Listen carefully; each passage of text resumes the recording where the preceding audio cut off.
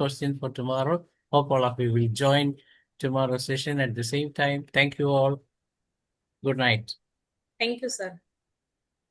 Over to Dr. Thank you. Manas to moderate the Malayalam session. നമസ്കാരം. IFPHന്റെ 2118 ദിവസത്തെ മലയാള വിഭാഗത്തിലേക്ക് സ്വാഗതം. ആദ്യമായി ഒരു നിമിഷം മൗന പ്രാർത്ഥന. നന്ദി. ഇന്ന് നമ്മുടെ അതിഥി doctor N. Hariharan, retired chief medical ഓഫീസറാണ്. IFPHന്റെ വേദികളിൽ സ്ഥിര സാന്നിധ്യമാണ്. അദ്ദേഹം 45 വർഷത്തെ ചികിത്സാ പാരമ്പര്യമുള്ള ആളാണ്. ISKയുടെ മുൻ ടീച്ചിങ് ഫാക്കൽറ്റിയാണ്. ധാരാളം ബോധവൽക്കരണ ക്ലാസ്സുകൾ എടുത്തിട്ടുണ്ട്. ഇന്നത്തെ വിഷയം കുട്ടികളുടെ വിവിധതരം രോഗങ്ങളും ഹോമിയോപ്പതി ചികിത്സ എന്നുള്ളതാണ്. നമുക്കെല്ലാം അറിയാവുന്ന പോലെ തന്നെ ഹോമിയോപ്പതി ചികിത്സ കുട്ടികളിൽ വളരെ ഫലപ്രദമാണ്. അതിന് പ്രധാനമായിട്ട് ഡോക്ടർ സാമുൽ ഹനൻ പറയുന്ന ഒരു കാര്യമുണ്ട്. അതായത് സപ്രഷൻസ് അധികം ഉണ്ടായിട്ടുണ്ടാവില്ല കുട്ടികളെ സംബന്ധിച്ചുള്ള. ഒരുപാട് അലോപ്പതി മറ്റു മരുന്നുകൾ കഴിച്ച് സപ്രഷൻ ഉണ്ടായിട്ടുണ്ടാവില്ല. മാത്രമല്ല അവർ വളരെ പ്രിജുഡൈസ്ഡും അല്ല. വലിയ ആശുപത്രി ചെറിയ ആശുപത്രി കാണുന്നില്ല. സർവോപരി പലപ്പോഴും painful stimuli always diminishes cure എന്ന് പറയുന്നത് ഇഞ്ചക്ഷൻസ് പോലുള്ളത് കാരണം വേദന കാരണം രോഗം കുറയാനുള്ള സാധ്യത കുറയും. ഇപ്പോൾ ഹോമിയോപ്പതി എല്ലാം കൊണ്ടും സുവർണ അവസരം തന്നെയാണ് പീഡിയാട്രിക്സ് ട്രീറ്റ്മെന്റ്. ഹരിഹരൻ സാറിനെ ഇതിലേക്ക് ആദരപൂർവ്വം ക്ഷണിക്കും. Sir please. എനിക്ക് തോന്നുന്നു 2000 ദിവസം ഗ്യാപ്പിന് ശേഷമാണ് സാർ വന്നെന്ന് തോന്നുന്നു. 1000 ദിവസം 1000 അല്ലെന്നുണ്ടോ? ഓക്കെ. നമ്മള് 1000 ആഘോഷത്തിന്റെ അന്നാണ് sir class. Okay sir please. ഞാൻ ഇപ്പോ ഒത്തിരി നാളായി ക്ലാസ്സുകളൊന്നും എടുക്കാറില്ല ഡോക്ടറെ. ക്ലാസ്സൊന്നും എടുക്കാറില്ല. പിന്നെ കമന്റ് എന്താ ഈ അഭിപ്രായ തൊഴിലാളി എന്നൊക്കെ പറയുന്ന കണക്ക് അഭിപ്രായം പറയും, അത്രയൊക്കെ ഉള്ളൂ. ഒരു കാലത്ത് ധാരാളം ക്ലാസ് കേരളത്തിന്റെ വടക്കേ അറ്റം തൊട്ട് തെക്കേ അറ്റം വരെ ഞാൻ ക്ലാസ് എടുത്ത് നടന്നിരുന്നു.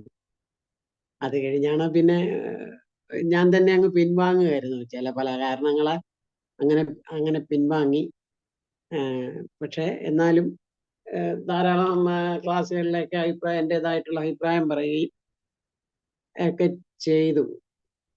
അപ്പോഴാണ് കഴിഞ്ഞ ദിവസം ഞാൻ ധനേഷിനെ ഡോക്ടർ ശാന്താചന്ദ്രന്റെ നമ്പർ വേണം എന്ന് പറഞ്ഞ് ഞാൻ ഡോക്ടർ ശാന്താചന്ദ്രന്റെ നമ്പറിന് വേണ്ടിയിട്ട് വിളിക്കുകയായിരുന്നു. ആരുടെക്കല് ധനേഷിന്റെ ഒക്കെല്. അപ്പൊ ധനേഷ് പറഞ്ഞു, എൻ്റെ ഒക്കെ ചോദിച്ചൊരു ക്ലാസ് എടുക്കാവോ?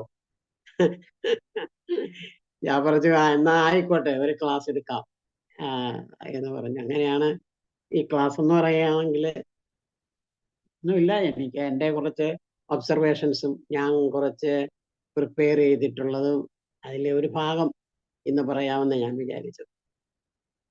നിങ്ങൾക്കെല്ലാം അറിയാവുന്നത് തന്നെയാണ്. എന്നാല് നമുക്ക് തുടങ്ങാം ഡോക്ടറെ. തുടങ്ങാം സാർ, തുടങ്ങാം. ഞാനിന്ന് പറയാൻ ഉദ്ദേശിച്ചത് എന്താന്ന് വെച്ച് കഴിഞ്ഞാല് കുട്ടികളുടെ എയിൽമെന്റ്സിനെ കുറിച്ചാണ്. കാര്യം കുട്ടികളാണല്ലോ നമ്മളുടെ കൂടുതലും വന്നുകൊണ്ടിരിക്കുന്നത്. കുഞ്ഞുങ്ങളെ കൊണ്ടാക്കെയാണ്. ഹോമിയോപ്പതിയിൽ കുഞ്ഞുങ്ങളെ കാണിക്കാനാണ് പണ്ട് കാലത്ത് വന്നുകൊണ്ടിരുന്നത്. അതൊക്കെ മാറി ഇപ്പം എല്ലാവരും എല്ലാ ഏജിലുള്ള ആൾക്കാരും ഹോമിയോപ്പതിക് മെഡിസിൻ കഴിക്കാൻ തുടങ്ങി. അയാൾക്കെല്ലാം ധാരാളം ക്യൂറിങ് കിട്ടാൻ തുടങ്ങി. ഭേദമാവില്ല എന്ന് വിചാരിച്ചുകൊണ്ടിരുന്ന പല രോഗങ്ങളും ഭേദമായി. അപ്പൊ അങ്ങനെ വന്നപ്പം ഹോമിയോപ്പതിയോടുള്ള വിശ്വാസം വർദ്ധിച്ചു. എനിക്ക് ഈ ഹോമിയോപ്പതിയിലുള്ള വിശ്വാസം വരാൻ ഒരു കാരണം ഞാൻ ഇന്റേൺഷിപ്പ് ചെയ്ത കാലത്ത് എൻ്റെ ഒരു സീനിയർ ഡോക്ടർ ഉണ്ടായിരുന്നു, ഡോക്ടർ ജിനരാജൻ എന്ന് പറഞ്ഞു. അദ്ദേഹം മരണപ്പെട്ടു പോയി. അദ്ദേഹത്തിന്റെ കീഴിലാണ് ഞാൻ ഇന്റേൺഷിപ്പ് ചെയ്തത് പല്ലെണ്ണ ഡിസ്പെൻസറിയിൽ. എനിക്ക് ഞാൻ കോളേജിൽ നിന്ന് ഇറങ്ങുമ്പം എനിക്ക് ഒരു വിശ്വാസവും ഇല്ലായിരുന്നു ഈ ഹോമിയോപ്പതിയിൽ. എങ്ങനെ ജീവിക്കുമെന്ന് പോലും അറിയാൻ മേല. അങ്ങനെയുള്ള സിറ്റുവേഷനിലാണ് കോളേജിൽ നിന്ന് ഇറങ്ങുന്നത്. കാര്യം കോളേജിൽ നിന്നൊന്നും അവരെ കുറ്റം പറയുകയല്ല ചെയ്യുന്നത്. എനിക്ക് വലുതായിട്ടൊന്നും കിട്ടിയിട്ടില്ല. പിന്നെ ഞാൻ തന്നെത്താനെ തന്നെ പാടുപെട്ടാണ് ഒത്തിരി കാര്യങ്ങൾ മനസ്സിലാക്കിയത്. പക്ഷെ ബേസിക് ആയിട്ട് ചില കാര്യങ്ങൾ കോളേജിൽ നിന്ന് നമുക്ക് കിട്ടി. ഫിസിയോളജി, അനാട്ടമി മുതലായ കാര്യങ്ങൾ കിട്ടി. പക്ഷെ ഈ ഇന്റേൺഷിപ്പ് സമയത്ത് എന്നെ ആദ്യം അതിശയിപ്പിച്ച ഒരു കാര്യം എന്താന്ന് വെച്ച് കഴിഞ്ഞാൽ, അതായത് ഒരു 76 ഞാൻ പാസ്സാകുന്നത്.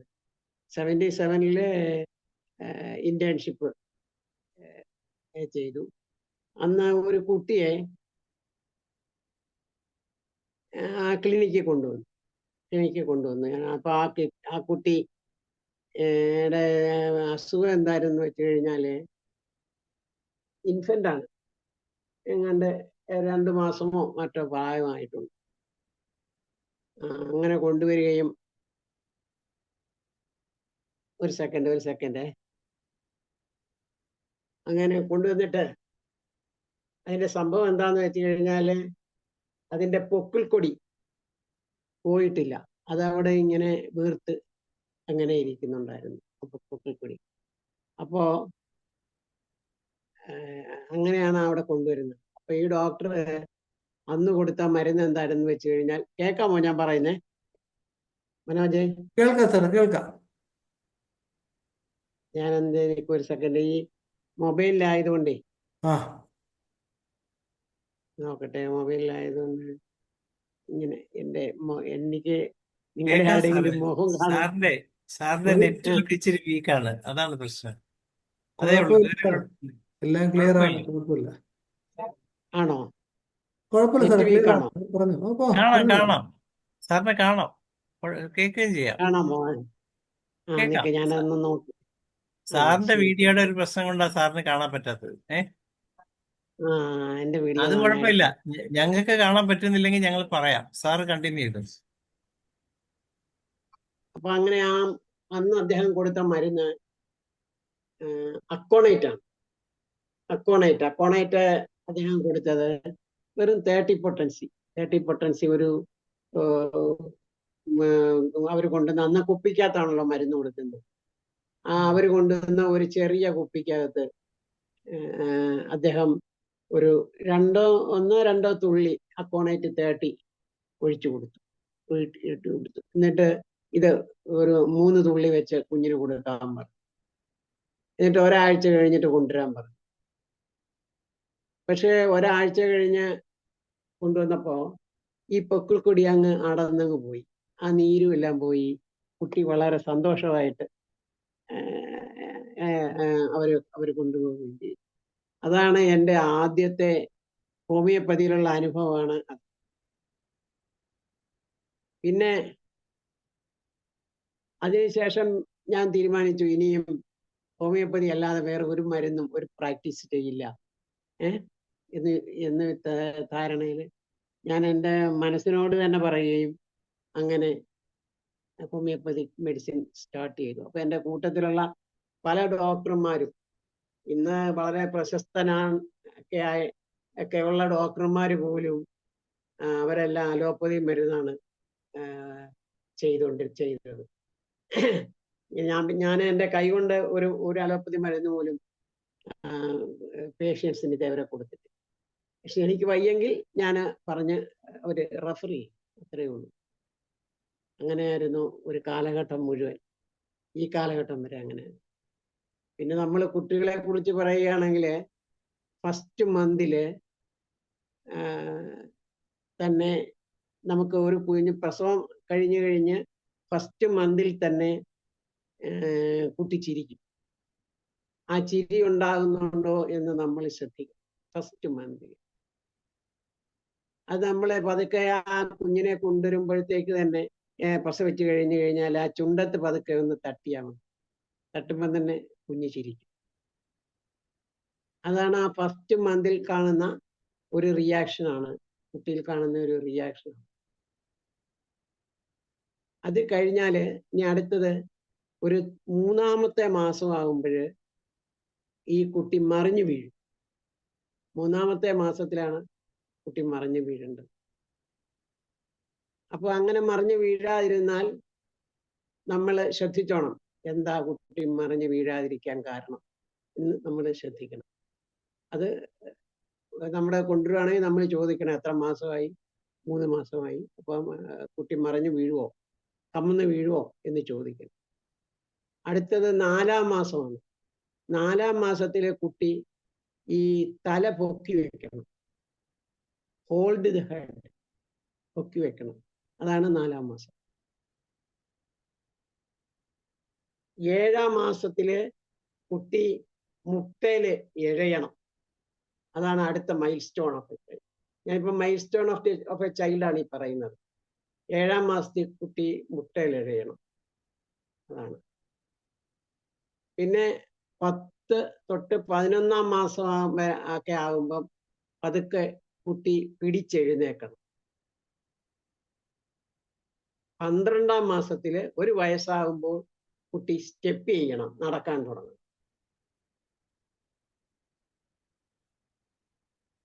ഇതാണ് ഒരു mile stone of the child. ഞാൻ ഉദ്ദേശിച്ചത് അതാണ്. പിന്നെ നമുക്ക് ചില മരുന്നുകളെ കുറിച്ച് ഞാൻ പറയാം. ഈ പ്രസവ സമയത്ത് എന്തെങ്കിലും വല്ല പ്രശ്നങ്ങൾ ഈ അമ്മയ്ക്കുണ്ടാകുന്നെങ്കിൽ നമ്മൾ അമ്മയ്ക്ക് മാത്രമല്ല കുട്ടിക്കാണെങ്കിലും അക്കോണൈറ്റ് വണ്ണം ഒരു ഡോസ് കൊടുക്കുന്നത് നല്ലതാണ്. അക്കോണൈറ്റ് കണ്ണ് അതെന്തിനാന്ന് വെച്ച് കഴിഞ്ഞാൽ ഈ കുട്ടിക്ക് എന്തെങ്കിലും മാനസികമായിട്ടുള്ള ഭയപ്പാടോ എന്തെങ്കിലും ഈ ലേബർ സമയത്ത് ഉണ്ടായിട്ടുണ്ടെങ്കിൽ അത് കറക്റ്റ് ചെയ്യും. അതിനാണ് ഈ കൊച്ചുകുട്ടിക്ക് അക്കോണൈറ്റ് കൊടുക്കുന്നത്. വണ്ണം ഒരു ഡോസ് കൊടുക്കാം.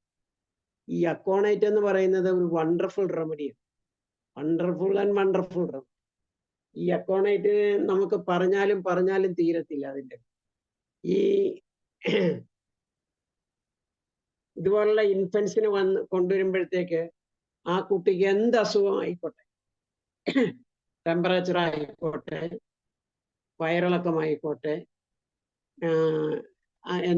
എന്ത് അസുഖമാണെങ്കിലും, ചുമയായിക്കോട്ടെ, എന്താണെങ്കിലും ആ സമയത്ത് നമ്മൾ കൊടുക്കേണ്ട മരുന്ന് അക്കോണൈറ്റ്. ആ അക്കോണൈറ്റ് ഡ്രോപ്പ് ഡോസായിട്ട്, അതായത് ഈ കുപ്പിക്കകത്ത് നമ്മുടെ ഡ്രോപ്പറുള്ള കുപ്പിയുണ്ടല്ലോ, അതിനകത്ത് വെള്ളത്തിൽ 1 തുള്ളി 1 2 തുള്ളി, അതിൽ കൂടുതൽ വേണ്ട, ഇറ്റിച്ച് 2 മണിക്കൂർ ഇടവിട്ട് ഈ കുട്ടിക്ക് കൊടുക്കാൻ പറയുക. അപ്പോഴേ ഉള്ള ഡയറി ആണെങ്കിലോ ചുമയാണെങ്കിലോ പനിയാണെങ്കിലോ ഏതാണെങ്കിലും അക്കോണൈറ്റ് കൊണ്ട് അത് മാറും. ചില കുട്ടികൾക്കാണെങ്കിൽ റാഷസ് ഉണ്ടായിരിക്കും ദേഹത്ത്, അതുകൊണ്ടാണ്. അതിനാണെങ്കിലും ഈ അക്കോണൈറ്റ് ബെസ്റ്റാണ്. അത് അക്കോണൈറ്റ് 30 കൊടുക്കാവുള്ളൂ. പിന്നെ ഒരു കാണുന്ന കൊച്ചു കുഞ്ഞുങ്ങളിൽ ഈ ഇൻഫൻസിൽ കാണുന്ന എന്താ, ഈ യെല്ലോ കളർ. അതറിയാമല്ലോ, യെല്ലോ കളർ എന്തുകൊണ്ടാണ് ഉണ്ടാകുന്നതെന്ന് ഞാൻ പ്രത്യേകം വിവരിക്കേണ്ട കാര്യമില്ല. അതിനാണ് അവര് ഈ കുട്ടിയെ വെയിൽ കൊള്ളിക്കാൻ പറയും. രാവിലത്തെ ഇളവെയിൽ കൊള്ളിക്കാൻ പറയും. അത് നല്ലത് തന്നെയാണ്, ഇളവെയിൽ കൊള്ളിക്കാൻ പറയും. അത് നമുക്കും പറയാവുന്ന കാര്യമേ ഉള്ളൂ. ഇളവെയിൽ എന്ന് പറയുമ്പോൾ ഒരു 7 മണിക്ക് 8 മണിക്കൊക്കെ ഉണ്ടാകും, 7-നും 8-നും ഇടയ്ക്കുണ്ടാകുന്ന ഇളവെയിൽ കുട്ടികളെ കൊള്ളിക്കണം. അപ്പോഴാ മഞ്ഞ നിറത്തിന് വ്യത്യാസം വരും. പക്ഷെ അവര് മരുന്നൊന്നും കൊടുക്കത്തില്ല. അതേസമയം ഹോമിയോപ്പതിയിൽ അതിന് വണ്ടർഫുൾ മെഡിസിനാണ്. അതാണ് അതിൽ മെയിൻ ആയിട്ടുള്ള മെഡിസിൻ ചൈനയാണ്. അത് ചൈന 30 ഇതുപോലെ തന്നെ TDS ആയിട്ട് കൊടുക്കാം. 3 നേരം ഒരു 2 തുള്ളി വെച്ച് 3 നേരം കൊടുക്കാം. കുട്ടിയുടെ നാക്കയിൽ ഇറ്റിച്ച് കൊടുത്താൽ മതി. അത് പെട്ടെന്ന് റിക്കവർ ചെയ്യും. പക്ഷെ അതുകൊണ്ട് റിലീഫ് ഉണ്ടായില്ല എന്ന് വിചാരിക്കുക. ആ മഞ്ഞ നിറത്തിന് വ്യത്യാസമൊന്നും വന്നിട്ടില്ല, നമ്മൾ ചൈന കൊടുത്തിട്ടൊന്നും വ്യത്യാസം കാര്യമായിട്ട് വന്നിട്ടില്ല എങ്കിൽ കൊടുക്കേണ്ട മെയിൻ മെഡിസിൻ ആണ്. ഇതെല്ലാം എൻ്റെ അനുഭവത്തിൽ നിന്നുള്ള മരുന്നുകളാണ്. ഇതെല്ലാം ഈ പറയുന്നതെല്ലാം. നാട്രൽ സൾഫർ 200 ഇതുപോലെ തന്നെ അത് എടുക്കുമ്പോൾ വളരെ സൂക്ഷിച്ചു വേണം.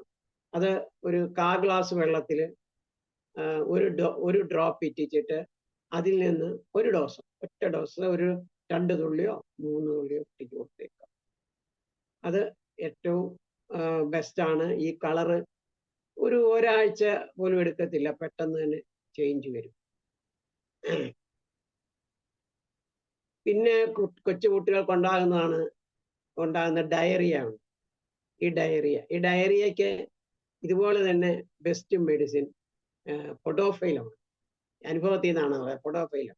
അതിങ്ങനെ ഇങ്ങനെ ഇങ്ങനെ എറിഞ്ഞല്ല, ഇങ്ങനെ വെള്ളം പോലെ വല്ലാത്തൊരു വാടയും കാണും.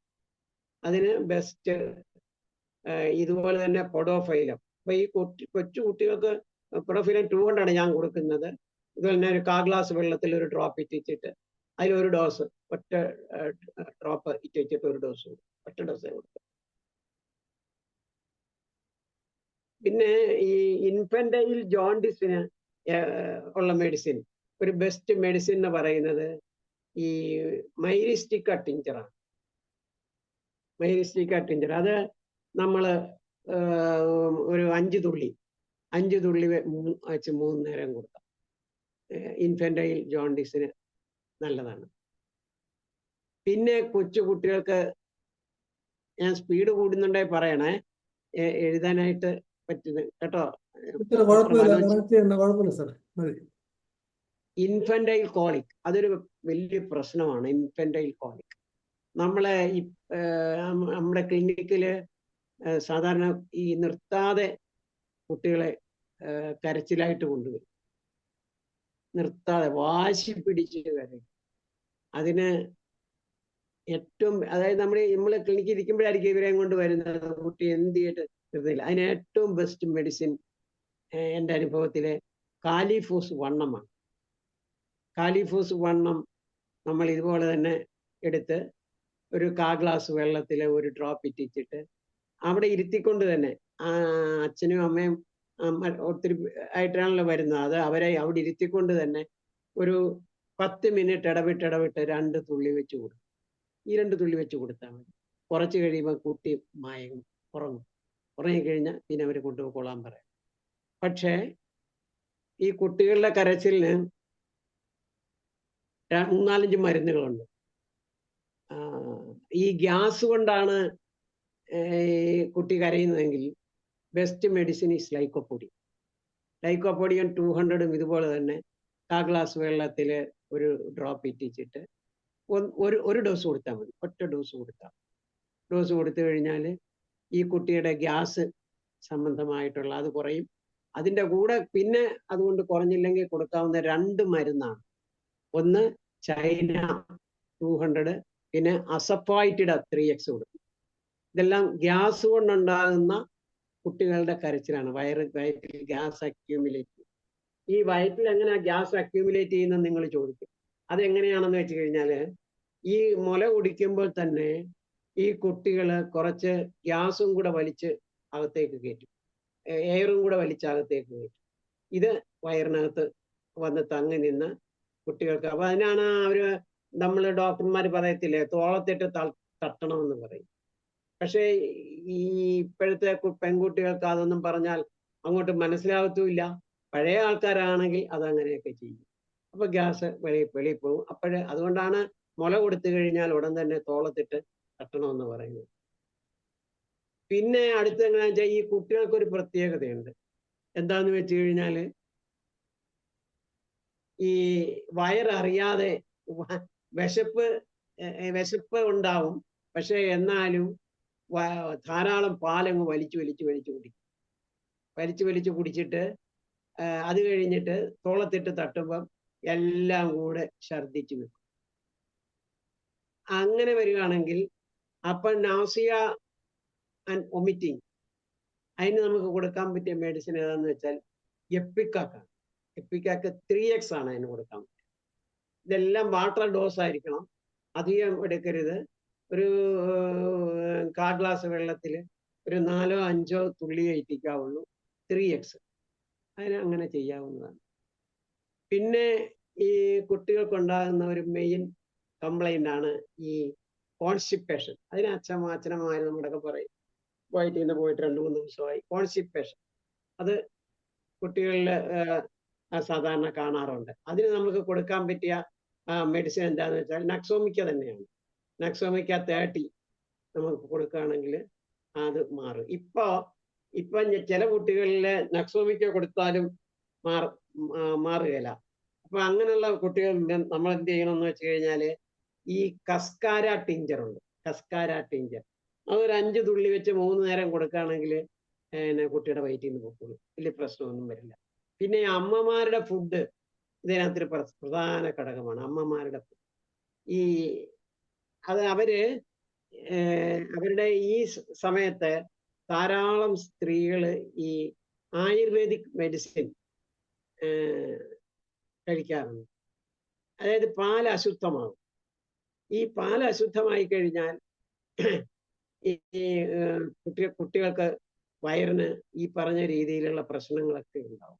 വയറുവേദന ഉണ്ടാവാം, ഡയറിയ ഉണ്ടാവാം, വൊമിറ്റിംഗ് ഉണ്ടാവാം, ഇങ്ങനെയൊക്കെയുള്ള ഒത്തിരി പ്രശ്നങ്ങളുണ്ട്. അതിന് നമ്മൾ ചെയ്യേണ്ടത് യാതൊന്നും ചിന്തിക്കേണ്ട, ഈ ആയുർവേദിക് മെഡിസിൻ സ്റ്റോപ്പ് ചെയ്യും, അവരെ കഴിപ്പിക്കരുത്. കാര്യം എന്താ വെച്ചാൽ അതിൻ്റെ ആവശ്യമില്ല ഇപ്പോൾ. കാര്യം 1, 2 ഇല്ലേ 3 പ്രസവിക്കത്തുള്ളൂ. ആ സമയത്ത് നല്ല ഫുഡാണ് കൊടുക്കേണ്ടത്. നല്ല ഫുഡ് വേണം ആ അമ്മയ്ക്ക് കൊടുക്കാൻ. എൻ്റെ ഒന്നും വൈഫിന് ഈ ആയുർവേദിക് മെഡിസിൻ ഒന്നും കൊടുത്തിട്ടേ ഇല്ല. അതിൻ്റെ ആവശ്യമുണ്ടെന്ന് എനിക്ക് തോന്നിയിട്ടില്ല. ഞാൻ എൻ്റെ പേഷ്യൻസിൻ്റെക്കലും ഇത് തന്നെയാണ് പറയുന്നത്. കാര്യം ഈ പാല് ചെന്ന് കഴിഞ്ഞാൽ കുട്ടികളുടെ വയറിന് പ്രശ്നമുണ്ടാകും. അപ്പൊ അങ്ങനെയുള്ള സന്ദർഭങ്ങളിൽ നമ്മൾ ഈ മെഡിസിൻ, ഇത് ആയുർവേദിക് മെഡിസിൻ സ്റ്റോപ്പ് ചെയ്യുന്നു. സ്റ്റോപ്പ് ചെയ്തിട്ട് ഒരു പാല് പിഴിഞ്ഞു കളയാൻ പറയണം. ബ്രസ്റ്റ് പമ്പ് വെച്ച് പാല് പിഴിഞ്ഞു കളയണം. പാല് അങ്ങോട്ട് മുഴുവൻ പിഴിഞ്ഞു കളഞ്ഞിട്ട് പിന്നെ 2 ദിവസത്തേക്ക് പാല് കുട്ടിക്ക് കൊടുക്കരുത്. ഇവർ ധാരാളം വെള്ളം കുടിക്കാൻ പറയണം. വെള്ളം കുടിച്ചു കഴിഞ്ഞിട്ട് പിന്നെ അതിനുശേഷം പിന്നെ കുട്ടി. അപ്പൊ ആ സമയത്ത് നിങ്ങൾ ചോദിക്കും കുട്ടിക്ക് എന്തോ കൊടുക്കും. അതിന് കൽക്കണ്ടം വാങ്ങിച്ച് അലിപ്പിച്ച് ആ വെള്ളം ഈ കൊച്ചു കുഞ്ഞിന്, ഞാൻ ഇൻഫൻസിന്റെ കാര്യമാണ് പറയുന്നത്, ഈ കുട്ടിക്ക് ആ വെള്ളം കൊടുക്കാൻ പറയണം. അതിനുശേഷം പാൽ കൊടുക്കാൻ പറയണം. അതായിരിക്കണം ചെയ്യേണ്ടത്. അതുകൊണ്ട് അമ്മമാരുടെ ഫുഡ് ഒരു പ്രധാന ഘടകമാണ്. ധാരാളം അമ്മമാർ പഴങ്ങളൊക്കെ കഴിക്കാൻ പറയണം. അപ്പൊ ശുദ്ധമായ പാല് കിട്ടും. പിന്നെ ഈ അമ്മമാര് ഈ മിക്കവാറും സിസേറിയൻ ആയിരിക്കുമല്ലോ. അപ്പൊ സിസേറിയൻ ആയിരിക്കുന്ന സമയത്തും ഈ അലോപ്പതി മെഡിസിൻ ധാരാളം. ആ സമയത്ത് ഉണ്ടാകുന്ന അതിന് നമുക്കത് നിർത്താൻ പറ്റത്തില്ല. അങ്ങനെയുള്ള സന്ദർഭങ്ങളിൽ എന്ത് ചെയ്യണമെന്ന് വെച്ചാൽ കെട്ടിക്കിടക്കുന്ന പാല് കൊടുക്കരുതെന്ന് പറയാം. കെട്ടിക്കിടക്കുന്ന പാല് കൊടുക്കരുത്. അതിന് പകരം അമ്മയ്ക്ക് നക്സോമിക്ക നമ്മൾ കൊടുക്കണം. നക്സോമിക്ക 200 അമ്മയ്ക്ക് TDS വെച്ച് കൊടുക്കണം. കുഞ്ഞിന് നക്സോമിക്ക 30 കൊടുക്കണം.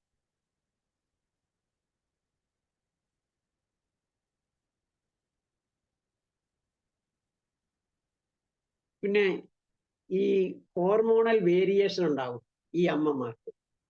Hormonal variation. അപ്പൊ ഈ ഹോർമോണൽ വേരിയേഷൻ വന്നു കഴിഞ്ഞാൽ അപ്പോഴും പാൽ അശുദ്ധമായിരിക്കും. അപ്പം അങ്ങനെയുള്ള സന്ദർഭങ്ങളിൽ നമ്മൾ കൊടുക്കേണ്ട മരുന്ന്, ഈ അമ്മയ്ക്ക് കൊടുക്കേണ്ട മരുന്ന് സോറിന വണ്ണം ഒരു ഡോസ് കൊടുത്തേക്കാം. സോറിന വണ്ണം ഒരു ഡോസ് കൊടുത്താൽ. പിന്നെ അടുത്ത പ്രശ്നം നമ്മുടെയൊക്കെ കൊണ്ടുവരുന്ന കുഞ്ഞുങ്ങൾക്കുള്ളത് റെസ്റ്റ്ലെസ്നെസ് ആണ്. വല്ലാതെ റെസ്റ്റ്ലെസ്നെസ് കാണിക്കുക. അത് പല രീതിയിൽ അത് വെളിയിലേക്ക് കാണിക്കും. ചില കുഞ്ഞുങ്ങളാണെങ്കിൽ ഭയങ്കരമായിട്ട് കരയും. അത് ചില കുട്ടികൾ കാണാമല്ലേ, ഡേ ടൈമിൽ മാത്രമേ കരയത്തുള്ളൂ. അങ്ങനെയുള്ള കുഞ്ഞുങ്ങൾക്ക് നമുക്ക് കൊടുക്കാൻ പറ്റിയത് ലൈക്കോപോഡിയം വണ്ണമാണ്. ലൈക്കോപോഡിയം വണ്ണം ഇതുപോലെ തന്നെ ഒരു 1/4 ഗ്ലാസ് വെള്ളത്തിൽ ഒരു ഡ്രോപ്പ് ഇറ്റിച്ചിട്ട് ഇല്ലെങ്കിൽ 4 പില്ലറ്റ് ഇട്ട് അലിപ്പിച്ചിട്ട് ഒരു ഡോസ് കൊടുക്കാം. ഒറ്റ ഡോസിൽ കൂടുതൽ കൊടുക്കേണ്ട കാര്യമില്ല. പിന്നെ അടുത്തത് വരുന്നത് ഇൻഡൈജഷൻ ഓർ ഇൻഡസ്റ്റൈനൽ കംപ്ലൈൻസ് കൊണ്ടാണ് വരാൻ സാധ്യത. അങ്ങനെയുള്ള കുട്ടികൾക്ക് കൊടുക്കേണ്ടത് ഈ നക്സോമിക്ക വണ്ണം ഇതുപോലെ തന്നെ ഒരു ഡോസ്, ഒറ്റ ഡോസേ കൊടുക്കാവുള്ളൂ. പിന്നെ ഈ ഓവർ സ്റ്റിമുലേഷൻ കൊണ്ടുവരും, ഈ റെസ്റ്റ്ലെസ്നെസ് വരും. ഓവർ സ്റ്റിമുലേഷൻ, അതിന് നക്സോമിക്കയാണ് ഏറ്റവും ബെസ്റ്റ് മെഡിസിൻ. പിന്നെ ഓവർ ഫീഡിങ് കൊണ്ട് വരുന്ന പാലിന്റെ പ്രശ്നമുള്ളത് കൊണ്ട് വരുന്നതിന് യത്തൂസ 200 ഒരു ഡോസ് കൊടുത്തേക്കാം.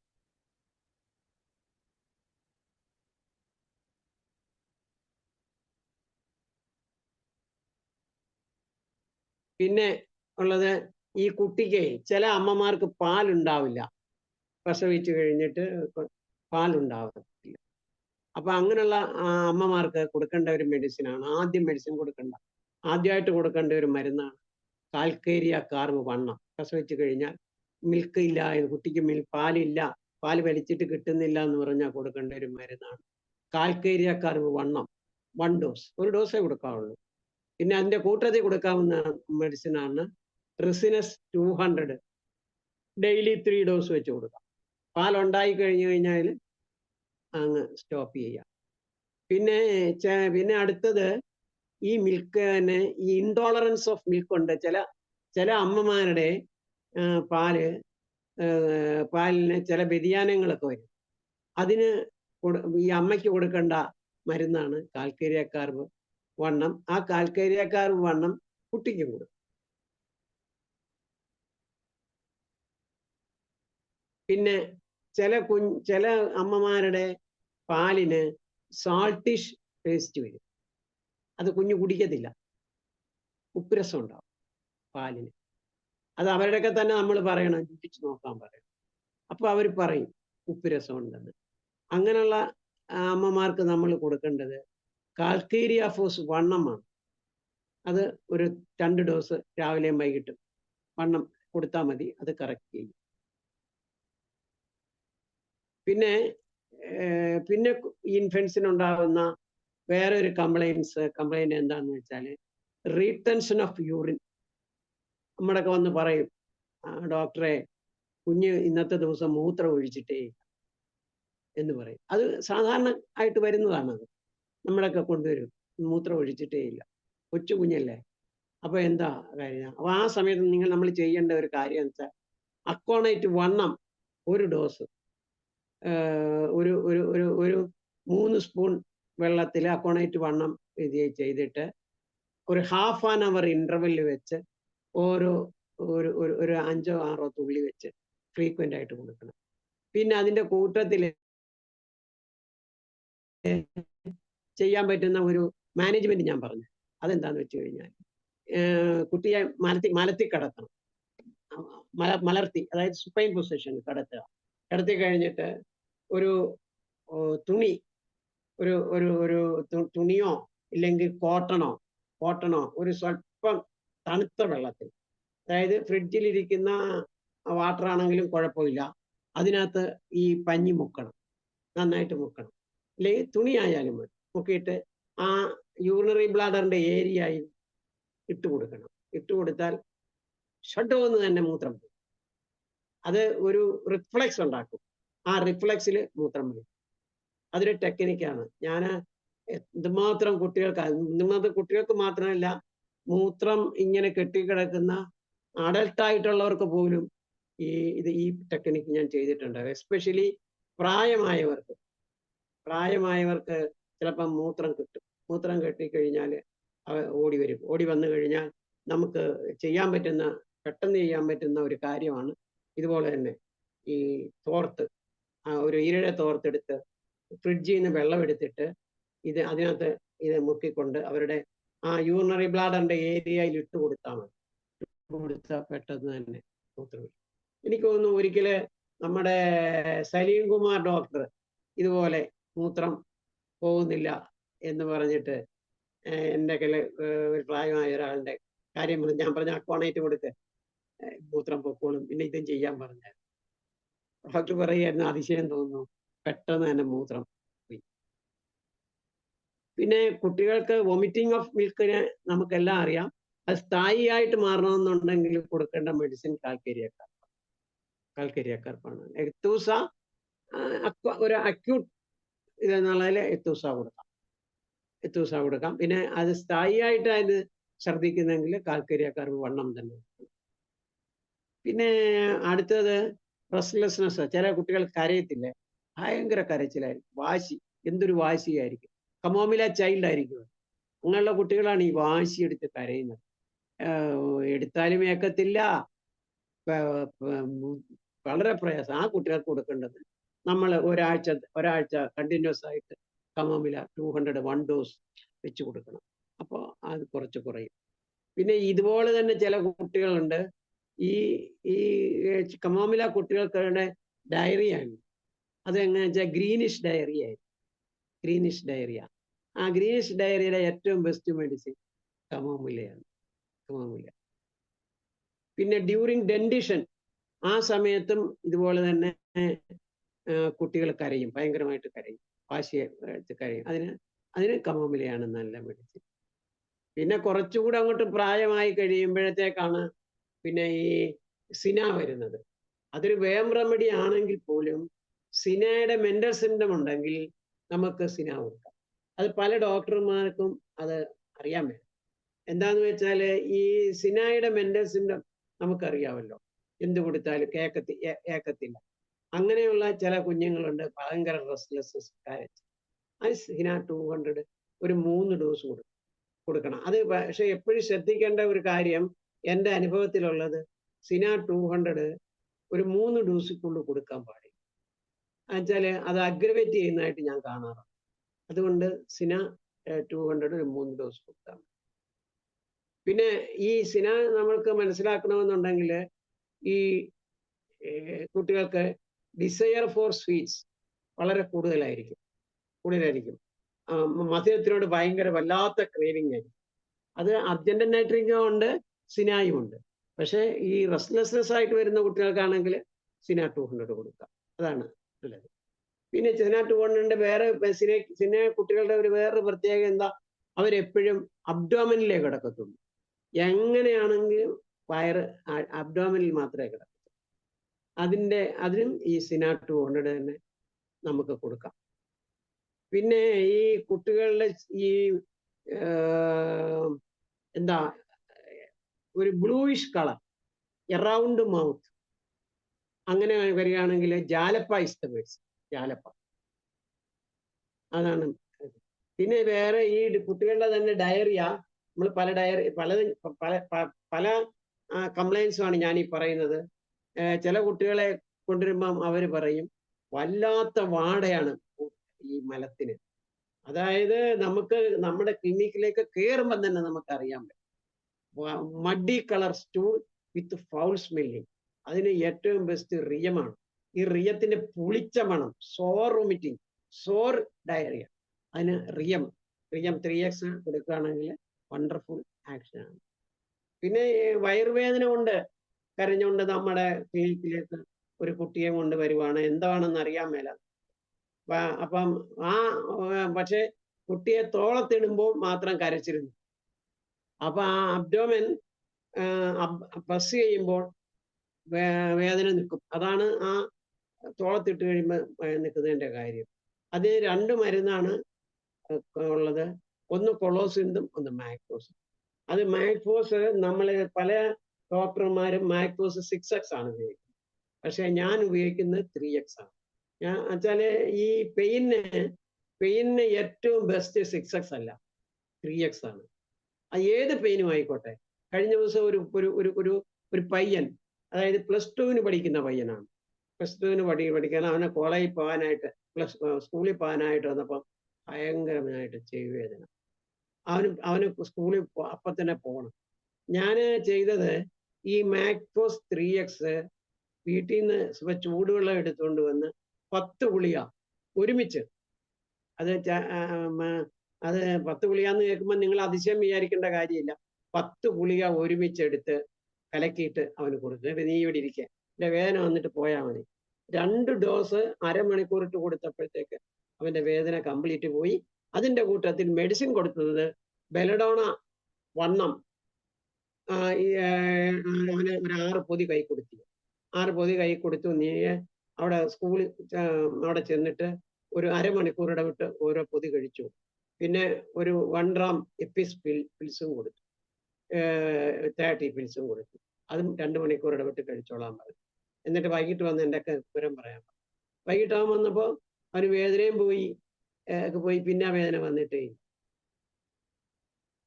അപ്പോൾ അതുകൊണ്ട് മാക്ഫോസ് എപ്പോഴും നമ്മൾ 3x ഉപയോഗിക്കണം. പിന്നെ 3x ഉപയോഗിക്കേണ്ടത് നിങ്ങൾ എനിക്ക് ഈ പുതിയ ഡോക്ടർമാരുടെ ഒക്കെ പറയാനുള്ള കാര്യം എന്താണെന്ന് വെച്ച് കഴിഞ്ഞാൽ, നമ്മൾ മെഡിസിൻ എപ്പോഴും പ്രാക്ടീസ് ചെയ്യുമ്പം നല്ല കമ്പനിയുടെ മെഡിസിൻ. ഞാൻ ഈ ഷാബയുടെയാണ് ഈ ബയോകെമിക് മെഡിസിൻ എല്ലാം ഉപയോഗിക്കുന്നത്. അതിന് നല്ല ഹൈലി ഇഫക്റ്റ് ആണ്. അതിൻ്റെ ഒരു പ്രത്യേകത എന്താണെന്ന് വെച്ച് കഴിഞ്ഞാൽ, നമ്മുടെ ഈ ഇവിടുത്തെ ഇപ്പോഴത്തെ കമ്പനികളിൽ നിന്നെല്ലാം വാങ്ങിക്കുന്ന ബയോകെമിക്ക് വാങ്ങിച്ച കടിച്ച പൊട്ടത് പോലും അത്ര വളരെ ഹാർഡായിട്ടുള്ളതാണ്. അതേസമയം നമുക്ക് എപ്പോഴും മെഡിസിൻ വായിലിട്ട് അലിപ്പിച്ചിറക്കുന്നതാണ് മെഡിസിൻ ആക്ഷൻ കിട്ടുന്നത്. അതുകൊണ്ട് ഇവരുടെയൊക്കെ SBLന്റെ ആണെങ്കിലോ ഇല്ലെങ്കിൽ ഷാബയുടെ ആണെങ്കിലോ, ഷാബയുടെ ആണ് കൂടുതൽ കാണുന്നത്, വായിലിട്ട് കഴിഞ്ഞാൽ അലിക്കും. റിക്വിക്കിന്റെ നല്ലതാണ് കേട്ടോ, റിക്വിക്കിന്റെ നല്ല മൈക്രോസ്, നല്ല ബയോകെമിക്കാണ്, അതൊക്കെ വായിലിട്ടാൽ വളരെ അലിച്ചു. പിന്നെ നൈറ്റിൽ മാത്രം പിള്ളേർ കിടന്ന് കരയുന്നുണ്ട്. നമ്മൾ പകൽ കിടന്ന് കരയുന്നത് പറഞ്ഞു, രാത്രി മാത്രം കരച്ചിലുള്ള പിള്ളേരുണ്ട്. അതിന് ബെസ്റ്റ് മെഡിസിൻ ഈസ് ജാലപ്പ. ജാലപ്പ 3x ആണ് ഏറ്റവും നല്ലത്. പിന്നെ അതാണ് ഏറ്റവും നല്ലത്. പിന്നെ ചില കുട്ടികളുണ്ട് മൂത്രമൊഴിക്കാൻ നേരത്തെ കരയും. അത് ഇൻവേരിയബിളി നമ്മൾ കാണുന്നതാണ്. അതായത് കുഞ്ഞങ്ങോട്ട് മൂത്രമൊഴിക്കാൻ തുടങ്ങുമ്പോൾ ഭയങ്കര കരച്ചിലായി. അതിന്റെ മെഡിസിൻ ലൈക്കോപോഡിയം. ലൈക്കോപോഡിയം 200 ഒരു ഡോസ് കൊടുക്കുക, പിന്നെ ചടവന്നങ്ങ് മാറും. പിന്നെ എപ്പോഴും നമ്മൾ ശ്രദ്ധിക്കേണ്ട ഒരു കാര്യം, ഈ മൂത്രമൊഴിക്കുമ്പം കരയുന്നു എന്ന് പറയും. മൂത്രസംബന്ധമായിട്ട് എന്തായിട്ട് നമ്മുടെ കയ്യിൽ ഒരു കൊച്ചു കുഞ്ഞിനെ കൊണ്ടുവന്നാലും നമ്മൾ ചെയ്യേണ്ടത് എന്താന്ന് വെച്ചാൽ, ഈ ആൺകുട്ടിയാണെങ്കിൽ പതുക്കെ അതിന്റെ ഷഡ്ഡി അങ്ങോട്ട് മാറ്റിയിട്ട് ഇത് ഈ തൊലി പുറകോട്ട് വരുന്നുണ്ടോ എന്ന്, പുറകോട്ട് വരുന്നില്ല, ഇങ്ങനെ ഒട്ടിപ്പിടിച്ചിരിക്കുകയാണെങ്കിൽ കുഞ്ഞിന് മൂത്രം ഒഴിക്കാൻ വലിയ പ്രയാസമായിരിക്കും. അതിന് അമ്മമാരുടെ ഒക്കെ പറയണം, ഒരു കുറച്ചുകൂടെ പ്രായമായി കഴിഞ്ഞ് ഒരു പീഡിയാട്രിക് സർജനെ കാണിക്കണം. അല്ലെങ്കിൽ നിങ്ങൾ ചെയ്യേണ്ടത്, കുളിപ്പിക്കുന്ന സമയത്ത് എപ്പോഴും ഈ തൊലി പുറകോട്ടാക്കി കുളിപ്പിക്കണം. അത് പല കുഞ്ഞുങ്ങളെ കുളിപ്പിക്കുന്നത് അവർ ചെയ്യാറില്ല. അവർ ബാക്കിയെല്ലാം തിരുമ്മി കുളിപ്പിക്കും. മൂക്കിന്റെ അവിടെയൊക്കെ ചില കുഞ്ഞുങ്ങൾക്ക് കാണാമില്ലേ, നമുക്ക് അറിയാൻ പറ്റും, ഈ കണ്ണിൽ പീള കിട്ടും. കണ്ണിൽ പീള കിട്ടുമ്പോൾ കണ്ണിൽ സൂക്കേടാന്ന് വിചാരിക്കും. വാസ്തവത്തിൽ ആ കണ്ണിന്റെ അസുഖമല്ല, അത് ഈ കണ്ണും ഈ മൂക്കും കൂടെയുള്ള ഒരു ചാനലുണ്ടല്ലോ, അത് അടഞ്ഞു പോകുമ്പോഴാണ് കണ്ണിൽ കൂടെ വെള്ളം വരികയും അവിടെ ഇൻഫെക്ഷൻ ഉണ്ടാകുകയും ചെയ്യും.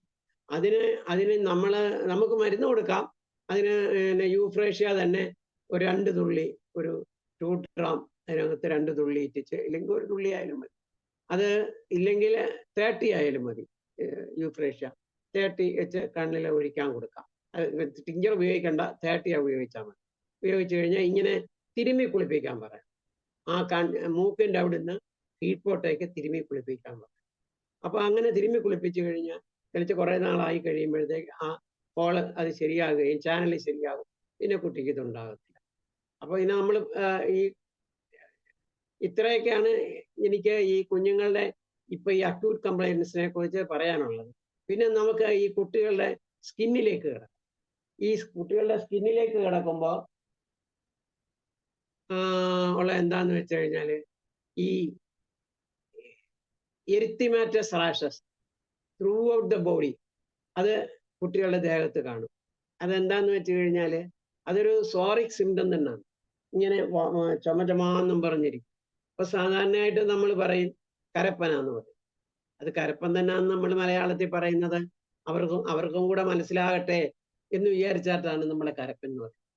പക്ഷെ അങ്ങനെയുള്ള കേസുകളിൽ ഒറ്റ പ്രാവശ്യത്തെ മരുന്നുകൊണ്ട് നമുക്ക് മാറ്റാം. അതെന്താ ചെയ്യേണ്ടതെന്ന് വെച്ച് കഴിഞ്ഞാൽ, ഒരു 2 ഗ്രാമിന്റെ ഡ്രോപ്പർ ബോട്ടിലില് സൾഫർ 30 1 ഡ്രോപ്പ്, അതായത് ഇല്ലെങ്കിൽ 1 ounce വെള്ളത്തിനകത്ത് 1 ഡ്രോപ്പ് ഇറ്റിക്കാവും, ഒറ്റ ഡ്രോപ്പ്. അഥവാ 1 ഡ്രോപ്പിൽ കൂടുതൽ വീണിട്ടുണ്ടെങ്കിൽ അത് കളയണം. അത് കളഞ്ഞിട്ട് പിന്നെ 1 ഡ്രോപ്പ് ഇറ്റിക്കാവും. എന്നിട്ട് കുട്ടിക്ക് 3 ഡ്രോപ്പ് വെച്ച് ദിവസം 2 നേരം വെച്ച് കൊടുക്കാം. എന്നിട്ട് ഒരു 3 ദിവസം 4 ദിവസം കഴിയുമ്പം ഇത് കംപ്ലീറ്റ് ഡിസപ്പിയർ ചെയ്യും. ആ ഡിസപ്പിയർ ചെയ്ത് കഴിഞ്ഞാൽ പിന്നെ അത് കൊടുക്കാൻ പാടില്ല, പിന്നെ അത് സ്റ്റോപ്പ് ചെയ്തേക്കണം പറയണം. ആ ഒറ്റ മരുന്ന് കൊണ്ട് തന്നെ ആ ദേഹത്തുള്ള എരിത്തിമാറ്റസ് റാഷസ് കംപ്ലീറ്റ് ആയിട്ട് മാറും. പിന്നെ അടുത്തത് നമുക്ക് ഈ കുഞ്ഞുങ്ങളുടെ ഒക്കെ കാണുന്നത് ഹിമാൻജിയോമയാണ്. അത് സാധാരണ ഹിമാൻജിയോമ പല രീതിയിൽ വരാം. കോൺസ്റ്റിറ്റ്യൂഷന്റെ കുഴപ്പം കൊണ്ട് വരാം ഹിമാൻജിയോമ. അത് ദേഹത്ത് അവിടെ ഇവിടെയായിട്ട് വരും, ചിലപ്പോൾ ഒറ്റയായിട്ട് വരും, ഒക്കെ വരും. അപ്പൊ അങ്ങനെ വരുന്ന ഹിമാൻജിയോമയുടെ ഏറ്റവും ബെസ്റ്റ് മെഡിസിൻ നമുക്ക് കൊടുക്കാൻ പറ്റുന്നത് കാൽക്കേരിയ കാർബ്. കാൽക്കേരിയ കാർബ് വണ്ണം ഒരു ഡോസ് കൊടുക്കും, ഒറ്റ ഡോസ്. പിന്നെ പ്ലാസിബോയും കൊടുത്തു വിടാം. പ്ലാസിബോയും കൂടെ ഒരു 2 ആഴ്ചത്തേക്ക് മരുന്ന് കൊടുത്തു. അത് അങ്ങനെ കൊടുത്തു കഴിഞ്ഞാൽ മാറുന്നതായിട്ടാണ് എൻ്റെ അനുഭവത്തിൽ കാണുന്നത്. അഥവാ അതുകൊണ്ട് മാറിയില്ലെങ്കിൽ മാത്രം സിലീഷ്യ വണ്ണം ഒരു ഡോസ് കൊടുത്തേക്കാം, ഒറ്റ ഡോസ്. അത് ഇതുപോലെ തന്നെ ഒരു 1/4 ഗ്ലാസ് വെള്ളത്തിൽ ഒരു ഡ്രോപ്പ് ഇറ്റിച്ചിട്ട് അതിൽ നിന്ന് വണ്ണമാണ് ഒരു ഡോസ് കൊടുത്താൽ മതി. ആ ഹിമാൻജിയോമ ഡിസപ്പിയർ ചെയ്യും. ചില കുട്ടികളിലൊക്കെ അങ്ങനെ കാണാറുണ്ട്. മറ്റേ പിന്നെ ഈ അല്ലാതെ വരുന്ന ഹിമാൻജിയോമയ്ക്ക് ഏറ്റവും ഈ ഡെലിവറി സമയത്തെ പണ്ടൊക്കെ ഫോഴ്സപ്സ് ഡെലിവറി ഒക്കെ നടന്നുകൊണ്ടിരുന്നു. ഇപ്പൊ ഫോഴ്സപ്സ് ഡെലിവറി ഇല്ല. ഇപ്പം ശരിക്കും സർജിക്കൽ ഇത് മാത്രമേ ഉള്ളൂ. ഫോഴ്സപ്സ് ഡെലിവറി ഉണ്ടായിരുന്ന സമയത്ത് ഒത്തിരി കുട്ടികൾക്ക് ഈ തലയോട്ടിയുടെ അവിടെ ഹിമാൻജിയോമ ഉണ്ടായിട്ടുണ്ട്. അതിനൊക്കെ ഏറ്റവും ബെസ്റ്റ് നമുക്ക് കൊടുക്കാൻ പറ്റുന്ന മരുന്നാണ് aconite followed by arnica. Aconite followed by arnica ഏറ്റവും ബെസ്റ്റ് മെഡിസിൻ. അത് ചില ഇങ്ങനെ ഉണ്ട പോലെ തന്നെ ഇപ്പൊ പക്ഷെ ആരും കൊണ്ടുവരുന്നില്ല. അതിന്റെ ആദ്യകാല പ്രാക്ടീസിലൊക്കെയാണ് അത് കണ്ടിരിക്കുന്നത്. ഇപ്പൊ അങ്ങനെ കാണുന്നില്ല. ഇപ്പൊ എല്ലാം സർജിക്കൽ ഇന്റർവെൻഷൻ ആയതുകൊണ്ട് അതൊന്നും കാണുന്നില്ല.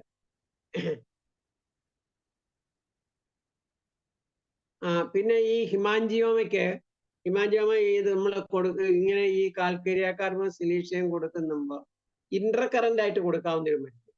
അത് എന്താന്ന് വെച്ച് കഴിഞ്ഞാൽ തയോസാമിനം 30 3 നേരം വെച്ച് കൊടുക്കാം. അത് ഇന്റർകറന്റ് ആയിട്ട് കൊടുക്കാം.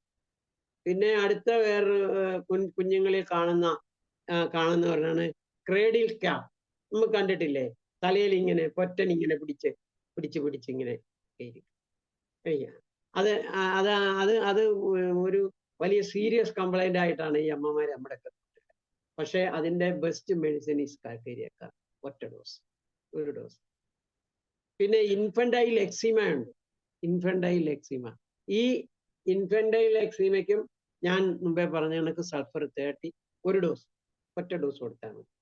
പിന്നെ വേറെ ഒന്നും കൊടുക്കണ്ട, ഒരു ഡോസ് നമ്മുടെ ക്ലിനിക്കിൽ വെച്ച് തന്നെ ഒരു ഡോസ് കൊടുത്തേക്കാം. എന്നിട്ട് ഒരാഴ്ചത്തെ പ്ലാസ്മയും കൊടുത്ത് വിട്ടേക്കും. അവർ ഒരാഴ്ച കഴിയുമ്പോഴത്തേക്ക് ആ എക്സിമ കംപ്ലീറ്റ് ആയിട്ട് ക്യൂർ ചെയ്യുന്നതായിട്ടാണ് കാണുന്നത്.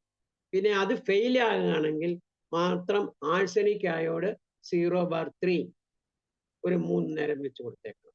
അത് വെള്ളത്തിൽ അലിപ്പിച്ച് അവർ 3 നേരം കഴിച്ചോട്ടെ. അതാണ് ആഴ്സനിക് അയോഡ് 0/3. ആഴ്സനിക് അയോഡ് വണ്ടർഫുൾ മെഡിസിൻ ആണ്. ഈവൻ ഈ സോറിയാസിന് പോലും ആഴ്സനിക് അയോഡ് വണ്ടർഫുൾ. അതുപോലെ തന്നെ ഇത് ഒരു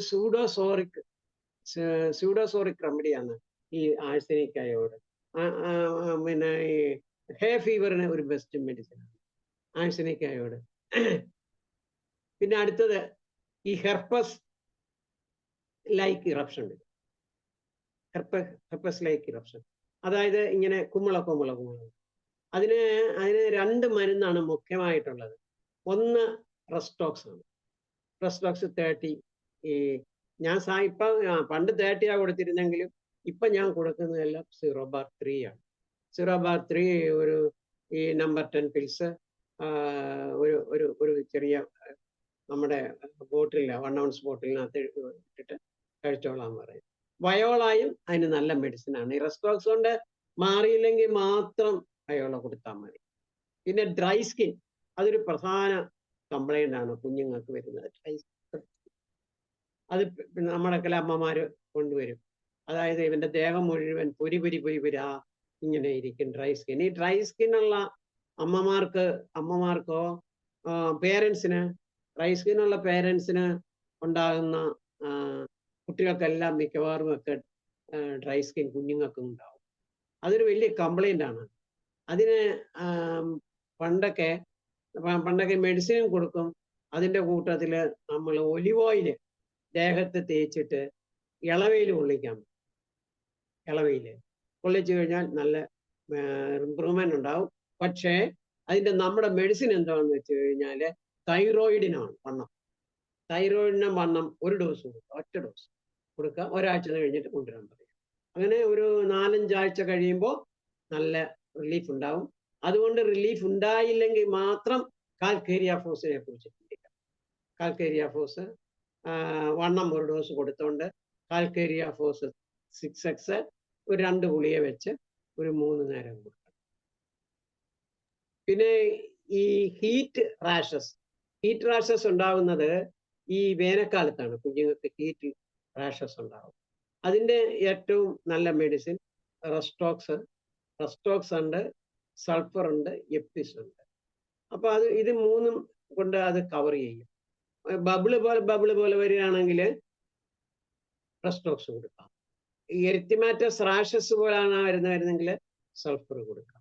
പക്ഷെ എപ്പിസ് പൊട്ട് പോലെ കാണുന്നെങ്കിൽ അതിന് എപ്പിസ് കൊടുക്കാം. ഈ 3 മരുന്നിൽ ഏതെങ്കിലും ഒരു മരുന്നിന് ആ സിംറ്റം അനുസരിച്ച് നമ്മൾ കൊടുക്കണം. പിന്നെ ഡയാപ്പർ റാഷ്, അതും കുട്ടികൾക്കുണ്ടാകുന്ന ഒരു കംപ്ലൈൻ്റ് ആണ്. ഡയപ്പർ ഉപയോഗിക്കുന്ന കുട്ടികളിലൊക്കെ ഈ ഇടുക്കിലൊക്കെ ചുമചുമാന്നിരിക്കും. അതുപോലെ തന്നെ മലദ്വാരത്തിന്റെ അവിടെയും ചുമചുമാ. അതിന്റെ ബെസ്റ്റ് മെഡിസിൻ കാൽക്കേരിയ വണ്ണം ഒരു ഡോസ് കൊടുക്കുക, എന്നിട്ട് പ്ലാസിബോ കൊടുക്കുക. അങ്ങനെ അതുകൊണ്ട് അത് പൂർണ്ണമായിട്ടും അതുകൊണ്ട് മാറിയില്ലെങ്കിൽ സൾഫറിലേക്ക് പോകാം. പക്ഷേ സാധാരണ ഇതിന്റെ റൊട്ടേഷൻ എങ്ങനെയാണെന്ന് വെച്ചാൽ ആദ്യം സൾഫർ കൊടുക്കുക, സൾഫർ, കാൽക്കേരിയ, ലൈക്കോപ്പൊടി, ഇതാണ് അതിന്റെ റൊട്ടേഷൻ. പക്ഷെ സൾഫർ കൊടുത്തു കഴിഞ്ഞിട്ട് മാറിയില്ലെങ്കിൽ മാത്രം സൾഫർ 30 ഞാൻ മുമ്പേ പറഞ്ഞതൊക്കെ കൊടുക്കാവുള്ളൂ, അധികം കൊടുക്കരുത്. 30 ഓരോ ഡോസ് കൊടുക്കുക, വെയിറ്റ് ചെയ്യുക, ഒരാഴ്ച കഴിയുക. കുറവില്ലെങ്കിൽ മാത്രം കാൽക്കേരിയ വണ്ണം ഒരു ഡോസ് കൊടുക്കാം. പിന്നെ കൊടുക്കാം. പിന്നെ അതുകൊണ്ട് മാറിയില്ലെങ്കിൽ പോസ്റ്റിക്കത്തെ കുറിച്ച് നമ്മൾ ചിന്തിച്ചു. ഇനി സംശയങ്ങളുണ്ടെങ്കിൽ ചോദിക്കാനുള്ള സമയം കൊടുക്കാം സാറേ. 10 മിനിറ്റ് സമയമായോ അങ്ങനെ? അതിനൊരു 10 മിനിറ്റ് ഉണ്ട്. അപ്പൊ സംശയങ്ങൾ ആർക്കും ഉണ്ടെങ്കിൽ ചോദിക്കാം, അതിന് നല്ലത്. സാറ് പാർട്ട് 2, 3 കഴിഞ്ഞോ? ഇനി ഒരു 10 മിനിറ്റ് ഉണ്ട് സാർ. അപ്പൊ ആർക്കെങ്കിലും എന്തെങ്കിലും സംശയങ്ങളുണ്ടെങ്കിൽ ചോദിക്കുന്നതായിരിക്കും നല്ലത്. സാറിന് അയ്യോ എന്ത് വേണം. ഇനി ഒരു ദിവസം സാറ് ഇനി വരാമല്ലോ, ഇനി ഉണ്ടല്ലോ ഒരുപാട്. അപ്പോ ഞാന് സാർ ഡയപ്പർ റാഷ് വരെ പറഞ്ഞിട്ടുണ്ട്. അതെ സാറേ, ഇനി അതൊക്കെ ഉണ്ടല്ലോ, ഇനി ഓരോ ദിവസം വെക്കാം, കുഴപ്പമില്ല, സമയമുണ്ടല്ലോ. ഡയപ്പർ റാഷ് വരെ ഞാൻ പറഞ്ഞു. കൂടെ പറഞ്ഞ നിർത്തിയേക്കാം. അതായത് ഈ മംഗോളിയൻ സ്പോട്ട് ചില കുട്ടികളിൽ കാണും. മംഗോളിയൻ സ്പോട്ട് അതിന് തൂജയാണ് ഏറ്റവും ബെസ്റ്റ് മെഡിസിൻ, തൂജവണ്ണം. പിന്നെ മൂക്കടപ്പ്, ഈ അടുത്ത ഉള്ളത് മൂക്കടപ്പിലേക്കാണ് നമ്മൾ കിടക്കുന്നത്. അതിന്റെ മെഡിസിൻ സംശയം ചോദിക്കട്ടെ? സംശയമാണല്ലോ ക്ലാരിഫിക്കേഷൻ ചോദിക്കല്ലോ. അപ്പോ ആർക്കെങ്കിലും സംശയം ഉണ്ടെങ്കിൽ 10 മിനിറ്റ് സമയം ബാക്കിയുണ്ട്. ദയവായിട്ട് സംശയം ഉണ്ടെങ്കിൽ ചോദിക്കുക, അഭിപ്രായം ഉണ്ടെങ്കിൽ പറയുക. അങ്ങനെ ആകുമ്പോഴാണ് ഇത് വിജയിക്കുന്നത്. എല്ലാം ഒരാൾ മാത്രം പറഞ്ഞുകൊണ്ടിരിക്കുകയും എല്ലാവരും കേൾക്കുകയും ചെയ്യുമ്പോൾ അതിന് പറയുന്ന ആൾ ഒരു സുഖം കാണൂല.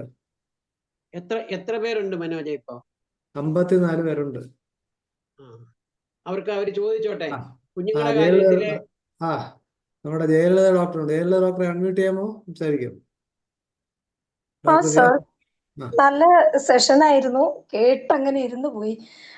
എനിക്ക് ചോദിക്കാനുള്ളത്, ടിഞ്ചേഴ്സ് ഒക്കെ കൊടുക്കുമ്പോൾ കുഞ്ഞുങ്ങൾക്ക് എങ്ങനെയാണ് കൊടുക്കേണ്ടത്? ഒന്ന്. രണ്ടാമത്തെ കാര്യം, ഡോക്ടർ പറഞ്ഞു ഇത് വരുമ്പോൾ ചൂടുകുരു കുട്ടികൾക്ക്. അപ്പൊ എനിക്ക് ആന്റിക്രൂഡ് കൊടുത്തിട്ട് നല്ല റിസൾട്ട് കിട്ടിയിട്ടുണ്ട്. പിന്നെ മൂട് ചുവപ്പ് പറഞ്ഞിരുന്നു, അത് മെർക്സോള് കൊടുത്തിട്ട് നല്ല റിസൾട്ട് കിട്ടിയിട്ടുണ്ട്. മെർക്സോള് ബെല്ല് ഇത് രണ്ടും കൊടുത്തിട്ട് നല്ല റിസൾട്ട്. അപ്പൊ എന്റെ ഫസ്റ്റ് സംശയം, ടിഞ്ചേഴ്സ് കൊടുക്കുമ്പോ എങ്ങനെയാണ് കുഞ്ഞുങ്ങൾക്ക് കൊടുക്കേണ്ടത്? അത് കഴിയുന്നത്ര കുട്ടികൾക്ക് നമ്മൾ ടിഞ്ചേഴ്സ് അവോയ്ഡ് ചെയ്യുക വേണം. ഇൻഫൻസിന് അല്ല, മൈറിസ്റ്റിക്ക പറഞ്ഞിരുന്നില്ലേ? അതെ, മൈറിസ്റ്റിക്ക തന്നെ നമ്മൾ കൊടുക്കുന്നത് വളരെ ജുഡീഷ്യൽ ആയിട്ട് ഒരു 3 തുള്ളിക്കുള്ളിൽ കൊടുക്കരുത്. 5 തുള്ളിന്ന് സാറ് പറഞ്ഞ പോലെ തോന്നി എനിക്ക്, അതാ ചോദിച്ചാ. അത് ശരി, ആയിക്കോട്ടെ. മാക്സിമം ആണ് 5 തുള്ളി. മാക്സിമം ആണ് 5 തുള്ളി. അല്ല, വെള്ളത്തില് എത്ര പ്രാവശ്യമായിട്ട് കൊടുക്കണത്? അറ്റ് എ ടൈം 5 തുള്ളി ഒരുമിച്ച് കൊടുക്കുവോ? അതെ. ഇപ്പൊ മൈറിസ്റ്റിക്ക ടിഞ്ചർ സാധാരണയായിട്ട് നമ്മള് ഈ ജോണ്ടിസിനല്ലേ ഞാൻ പറഞ്ഞത്? അതെ സർ, ജോണ്ടിസിനാ പറഞ്ഞത്. അതിപ്പോ നമ്മള് ഈ ഇൻഫന്റൈൽ ജോണ്ടിസിന് നാട്രൽ സൾഫ് കൊണ്ട് മാറിയില്ലെങ്കിൽ അടുത്തതിനാണ് നമ്മൾ മൈറിസ്റ്റിക്ക ടിഞ്ചർ ഞാൻ കൊടുക്കാൻ പറഞ്ഞത്. അത് അതെ സർ. ഒരു 5 ഡ്രോപ്സ് 2 നേരം കൊടുക്കാവുള്ളൂ. അത് ഒരുമിച്ച് കൊടുക്കുവോ 5 തുള്ളി? ഡോക്ടറെ അത് മൈറിസ്റ്റിക് ആണോ മൈറിക്കാണോ? അത് മൈറിക്കാ സാറേ. ഞാൻ പറയാം. മൈറിക്ക് അത് മൈറിസ്റ്റിക് മൈറിക്ക് ആയിട്ട് മൈറിക്ക് കൊടുക്കരുത്, കൊളാപ്സ് ആയി പോകും. അല്ല ആ, അതാ മൈരിക്ക ഞാൻ ചോദിച്ചത്. മൈരിക്കാട്ടി മൈറിസ്റ്റിക് ആണ് മൈറിസ്റ്റിക് കൊടുക്കുന്നത്. മൈറിസ്റ്റിക്കാ അതാ നമ്മൾ എനിക്ക് കൊടുക്കുന്നത് ഈ അപ്സസ് ഒക്കെ വന്നിട്ട് ആ പൊട്ടുന്നതിന്. യെസ്, അല്ല, ആപ്സസ് ഒക്കെ വന്നാണ് മൈരിക്ക കൊടുക്കുന്നത്. അതാണ് എനിക്ക് മൈരിക്കാട്ടി സംശയം വന്നത്. മൈറിക്കാണ് കൊടുക്കേണ്ടത്. മൈരിക്കാണ്. മാറിപ്പോയി ആ, മാറിപ്പോയി. ഞാൻ തെറ്റിപ്പോയതാണ്. ഞാൻ അതെന്റെ ഓർമ്മയെന്ന് പറഞ്ഞാൽ തെറ്റിപ്പോയതാണ്. മൈരിസ്റ്റിക് അല്ല, ഓക്കെ സർ. മൈരിക്കാട്ടി. അതാണ് എനിക്ക് സംശയം ഉണ്ടായത് കേട്ടോ. Okay thank you sir. അത് എല്ലാം അത് നല്ല അത് feedback. ഈ മൈരിക്ക ടീച്ചർ ഈ പിന്നെ ഇയാളെ ഈ ആരുടെ ബുക്ക്, റായ് ബഹദൂർ ദാസിന്റെ ബുക്കിൽ പറയുന്നതാ എനിക്ക് എന്റെ ഓർമ്മ.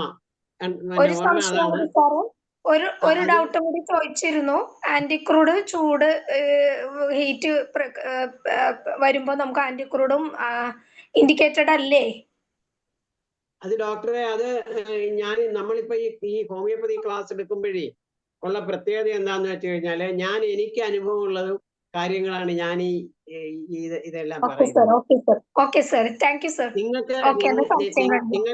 നിങ്ങൾക്ക് അങ്ങനെ ഒരു അനുഭവം ഉണ്ടെങ്കിൽ തീർച്ചയായിട്ടും നിങ്ങൾ അങ്ങനെ തന്നെ ചെയ്തോണം. ഈ കാര്യങ്ങളെല്ലാം ഞാൻ പ്രാക്ടീസിൽ ഉപയോഗിച്ചുകൊണ്ടിരുന്ന കാര്യങ്ങളാണ് ഞാൻ ഇതെല്ലാം പറയുന്നത്. ഇതൊക്കെ ഞാൻ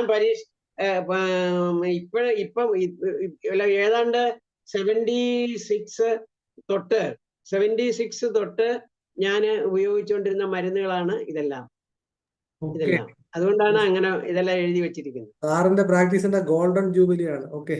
അപ്പൊ സാറിന്റെ ഉത്തരം യഥേച്ഛസി തഥാ ഗുരു, എങ്ങനെയാണോ ഇഷ്ടം അതുപോലെ ചെയ്യുക. സാറിന്റെ അഭിപ്രായം പറഞ്ഞു. ഓക്കെ, അത്രേ ഉള്ളൂ.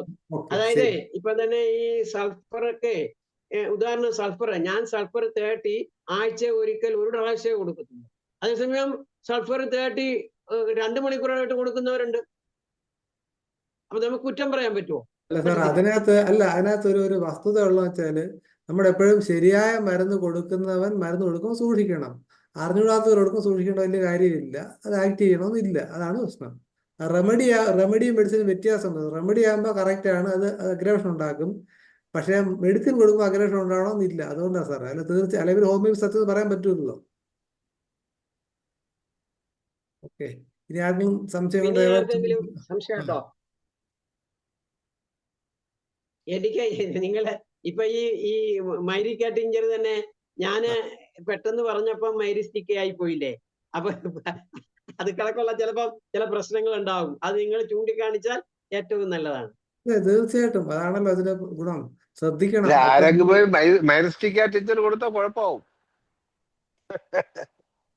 അതാണ് സംഭവം. നമ്മൾ വാക്കുകൾ വളരെ സൂക്ഷിച്ചൊക്കെ ഉപയോഗിക്കുക, റെക്കോർഡ് ചെയ്യുന്നതാണ്, യൂട്യൂബിൽ ഇങ്ങനെ കേൾക്കുന്നതാണ്. അതുകൊണ്ട് നമ്മൾ പറയുമ്പോൾ എല്ലാവരും ശ്രദ്ധിച്ച് പറയുക കാര്യങ്ങൾ. ഓക്കെ. രമാദേവ് ഡോക്ടർ, എന്തെങ്കിലും ചോദിക്കാനുണ്ടോ?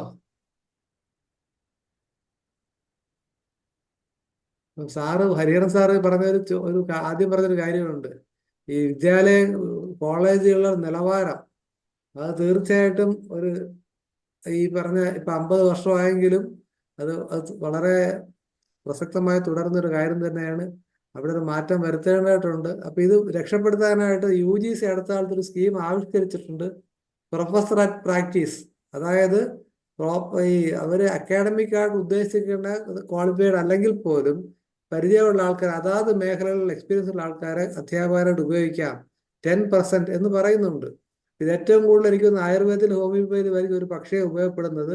പക്ഷെ അതിനു വേണ്ടി നമ്മൾ ആരും തയ്യാറായില്ല എന്നുള്ളതാണ് എനിക്ക് തോന്നുന്നത്. അതിനുള്ള ഒരു ശ്രമം നമ്മുടെ ഭാഗത്ത് ഉണ്ടാകേണ്ടിയിരിക്കുന്നു. അപ്പൊ അങ്ങനെ ഒരു വിഷയം വന്ന കാര്യം നമുക്ക് ഒരു ദിവസം ഒന്ന് ചർച്ചയായിട്ട് തന്നെ എത്തിച്ച് അതെല്ലാവരും അറിയണം സാറേ. അത് ചെയ്തല്ലോ. IFPH ഇപ്പൊ റെപ്രസെന്റേഷൻ കൊടുത്തതിനകത്ത് പറഞ്ഞിട്ടുണ്ട്. കൊടുത്തിട്ട് NCHന് റെപ്രസെന്റേഷൻ കൊടുത്തതിനകത്ത് പറഞ്ഞിട്ടുണ്ട്. ഇത് പൊതുവായി എല്ലാവരും അറിയുന്നില്ല നമ്മുടെ റെപ്രസെന്റേഷൻ. അതെ, അത് ഒരു കാര്യം അറിയുന്നില്ല എന്നുള്ളതാണ് നമ്മുടെ പ്രശ്നം. അതാണ് നമ്മുടെ ഇത് ബേസിക് പ്രശ്നം. നമ്മൾ വാക്സിനെ കുറിച്ച്, അമേരിക്കയുടെ ഫാർമസി കമ്പനിയെ കുറിച്ച് നമ്മുടെ കാര്യങ്ങൾ നമ്മൾ അറിയില്ല. അവിടെ പ്രശ്നം. ആദ്യം സ്വയം നന്നാവാൻ നോക്കുക എന്നുള്ളത് വേണ്ടത്. ഓക്കെ. തനേഷ് ഡോക്ടർ എന്തെങ്കിലും അഭിപ്രായം ഉണ്ടോ? പറയാം ഡോക്ടറെ. ഇല്ല, വളരെ നല്ല സെഷൻ ആയിരുന്നു. പിന്നെ ഹരിഹൻ സാർ ഈ പറഞ്ഞ പോലെ സാറിന്റെ പ്രായത്തിൽ സാറിന് ചില ഓർമ്മക്കുറവുകൾ ഉണ്ടാകുന്നതാണ്. അല്ലാതെ സാറിന്റെ ആ, മനഃപൂർവ്വം തിരിച്ചൊന്നുമല്ല. സാർ നമ്മളാണെങ്കിലും അങ്ങനെ പറയുമ്പോൾ ചിലപ്പോൾ അങ്ങനെ സംഭവിക്കാറുണ്ട്. നമുക്ക് പ്രായം കൂടുമ്പോഴൊക്കെ ചിലപ്പോൾ. പക്ഷെ ബാക്കിയുള്ള കാര്യങ്ങളെല്ലാം പെർഫെക്റ്റ് ആയിരുന്നു. അപ്പൊ അതുകൊണ്ട് തന്നെ ഒരു മിസ്റ്റേക്കൊക്കെ ആരുടെ ഭാഗത്തും വരാം. അത് നമുക്ക് കൊടുക്കാവുന്നേ ഉള്ളൂ. അതൊരു വലിയ കാര്യമാക്കണ്ട. പിന്നെ ഹോമിയോപ്പതി എന്ന് പറയുന്ന ചികിത്സാ ശാസ്ത്രം വളരണമെങ്കിൽ ഈ അറിവ് പങ്കുവെക്കുക തന്നെ വേണം. നമുക്ക് കിട്ടിയ നമ്മുടെ ഇതുവരെയുള്ള മെറ്റീരിയൽ മേടിക്കുക ടെക്സ്റ്റ് ബുക്കുകളെല്ലാം തന്നെ ആ, ഡോക്ടർ ഹനുമാന് ശേഷമുള്ളത് എഴുതിയിരിക്കുന്ന എല്ലാം അവരുടെ അറിവുകളിൽ നിന്ന് തന്നെയാണ്. അപ്പോൾ ആ അറിവുകൾ പങ്കുവെച്ചത് കൊണ്ടാണ് നമുക്ക് ഇത്രയും പുസ്തകങ്ങൾ കിട്ടിയതും നമ്മുടെ അറിവുകൾ വർദ്ധിപ്പിക്കാനായതും. ഇപ്പൊ കെന്റ് ഫിലോസഫി ആണെങ്കിലും ബോറിക്കിന്റെ മെറ്റീരിയൽ പഠിക്കുകയാണെങ്കിലും കെന്റ് മെറ്റീരിയൽ പഠിക്കുകയാണെങ്കിലും എല്ലാം അവരുടെ അറിവുകൾ തന്നെയാണ്. അപ്പോൾ നമ്മുടെ തീർച്ചയായും. അറിവുകൾ നമ്മൾ പങ്കുവെക്കുന്നില്ല എന്നുള്ളതാണ് ഏറ്റവും വലിയ തെറ്റ്. അത് നമ്മൾ പങ്കുവെക്കുക തന്നെ വേണം. IUPAC ചെയ്യുന്നുണ്ടല്ലോ. അത് ഡോക്ടർ എബ്രഹാം വൈദ്യനിലേക്ക് വേണം. ഡോക്ടർ എബ്രഹാം വൈദ്യൻ ചോദ്യം ചോദിക്കുക, അതോടൊപ്പം തന്നെ കൺക്ലൂഡ് ചെയ്യാം. നന്ദി കൂടെ പറഞ്ഞേക്കാം. Okay, yes. ഹരിഹരൻ സാറിന്റെ അപ്പം ക്ലാസ് കേട്ട് ഏറ്റവും എനിക്ക് അറിയാനുള്ള ആഗ്രഹം ഈ സാറ് വാക്സിനേഷൻ ആഫ്റ്റർ കൈ ശേഷം നമ്മൾ എന്തെങ്കിലും കൊടുക്കണോ എന്ന് പറഞ്ഞില്ല. എന്താ എന്താ ഡോക്ടറെ കേട്ടില്ല വാക്സിനേഷൻ കേട്ടില്ല. ശേഷം ഉണ്ടാകുന്ന പ്രശ്നങ്ങളെ വാക്സിനേഷൻ. ഓക്കെ. ആ ഡോക്ടറെ വാക്സിനേഷന്റെ തന്നെ ഞാൻ സാധാരണയായിട്ട് കൊടുക്കുന്നത് ഒരു ഒരു ഒരു ഒരു എൻ്റെ ഒരു പ്രോട്ടോകോൾ ഞാൻ പറയാം. അതായത് ഇപ്പം വാക്സിനേഷൻ എടുത്തിട്ട് ഫീവർ ആയിട്ട് കുട്ടിയെ കൊണ്ടുവരുവാണെങ്കിൽ ഞാൻ 3 മരുന്നാണ് അതിന് കൊടുക്കുന്നത്. ഒന്ന് എന്താന്ന് വെച്ചാൽ കുട്ടി ഉടനെ ക്ലിനിക്ക് വെച്ച് തന്നെ തൂജ 200 ഒരു ഡോസ് കൊടുക്കും. അത് കഴിഞ്ഞ് ഹെപ്പാർ സൾഫ് 200 ഒരു ഡോസ് കൊടുക്കും. പിന്നെ അടുത്തത് ഞാൻ കൊടുക്കുന്നത് ആന്റിൻഡാർ 200 ഒരു ഡോസ് കൊടുക്കും. ഈ 3 ഡോസ് ഞാൻ അവിടെ വെച്ച് തൂജ അവിടെ വെച്ച് കൊടുക്കും. മറ്റേ 2 വീട്ടിൽ പോയി കൊടുക്കാൻ പറയും. പിന്നെയും ടെമ്പറേച്ചർ നിലനിൽക്കുന്നെങ്കിൽ ബെലഡോണ 1 ഒരു 3 ഡോസ് പൊതിഞ്ഞ് കൈ കൊടുക്കും. അത് വെള്ളത്തിൽ കലക്കിയിട്ട് ഒരു അരമണിക്കൂർ ഇടവിട്ട് ഓരോ ഡോസ് കൊടുക്കാൻ പറയും. ഇതാണ് എൻ്റെ വാക്സിനേഷന്റെ ഉടനെ വരുന്നത്. പിന്നെ എയിൽമെന്റ്സ് ആഫ്റ്റർ വാക്സിനേഷൻ, അതിന് ബെസ്റ്റ് മെഡിസിൻ ഈസ് തൂജ തന്നെയാണ്. പിന്നെ ആ തൂജ ഉപയോഗിക്കും, അതുകൂടാതെ തന്നെ സൈലീഷ്യ ഉപയോഗിക്കും. ഓക്കെ ഡോക്ടർ, നന്ദി കൂടെ പറയാം. ഹരിഹരൻ സാറിന്റെ ക്ലാസ് അഭിപ്രായം പ്രത്യേകിച്ച് പറയേണ്ട കാര്യമില്ല. എല്ലാവരും രസിച്ചിരിക്കുമായിരുന്നുള്ള സംശയമില്ല. ഹരിഹരൻ സാറിന്റെ കൂടെ കുറച്ച് ആലപ്പുഴ ജില്ലയിൽ വർക്ക് ചെയ്യാൻ ഭാഗ്യം കിട്ടിയ ഒരു വ്യക്തിയാണ് ഞാൻ. ആ ദിവസങ്ങളിലൊക്കെ കിട്ടിയ അറിവുകൾ വളരെ മഹത്തരമാണ്. അറിവുകൾ ഇന്നും തരുന്നു എന്നുള്ളതിൽ വളരെ സന്തോഷമുണ്ട്. എല്ലാവരും ഈ പങ്കെടുത്ത എല്ലാ ഡോക്ടർമാരുടെ പേരിലും എല്ലാ ഹോമിയോപ്പതി സ്നേഹികളുടെ പേരിലും എല്ലാ വിദ്യാർത്ഥികളുടെ പേരിലും നന്ദി രേഖപ്പെടുത്തുന്നു. അവസാനം പറഞ്ഞ പോയിന്റ്, അതായത് എനിക്ക് തോന്നുന്നു സിന്തസിസിലാണെന്ന് തോന്നുന്നു. അതായത് ഈ ഫീവർ വാക്സിനേഷൻ ആഫ്റ്റർ കാർസിനോസിൻ പറഞ്ഞിട്ടുണ്ടാണ്ട് ഓർമ്മ റെഫർ ചെയ്യുക. എന്തായാലും പരിപാടി അവസാന സമയമായി. നാളെ അതേസമയം വീണ്ടും കാണാമെന്ന പ്രതീക്ഷയോടെ ശുഭരാത്രി നേരുന്നു. നന്ദി, നമസ്കാരം.